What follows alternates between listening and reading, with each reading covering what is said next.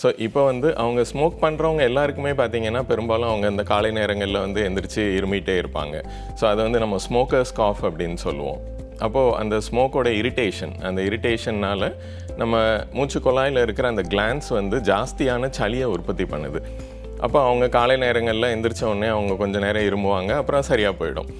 இப்போ இந்த இருமல் திடீர்னு ஜாஸ்தி ஆகுது, ஸோ அதிகமாக அவங்களுக்கு இருமல் வர ஆரம்பிக்குது அப்படின்னா அவங்க வந்து கொஞ்சம் ஜாக்கிரதையாக இருக்கணும். இப்போ வந்து புகைப்பிடிச்சிட்டே இருக்காங்க, எனக்கு எப்பயுமே இப்போ இருமல் இருக்கும், எல்லோருமே வீட்டில் இருக்கிறவங்களும் நினச்சிக்குவாங்க இவங்களுக்கு வந்து சாதாரணமாக இருமல் இருக்கும்ல அப்படின்னு நினச்சிக்குவாங்க. அப்போ அந்த இருமல் அதிகரிக்கிறத வந்து அவங்களால தெரிஞ்சுக்காமல் போயிடும். ஸோ அப்போ அவங்க அந்த மாதிரி நேரங்களில் ஏற்கனவே ஸ்மோக் பண்ணிகிட்டு இருக்கிறவங்க, அந்த இருமல் இருக்கிறவங்க ஜாஸ்தியாக இருமல் ஆகும்போது அவங்க வந்து ரொம்ப கேர்ஃபுல்லாக இருக்கணும். அப்போ வந்து அவங்களுக்கு அந்த லங் கேன்சர் வந்திருக்கலாம். ஸோ அப்போ அவங்க உடனே டாக்டர்கிட்ட போய் செக் பண்ண வேண்டியது அவசியம்.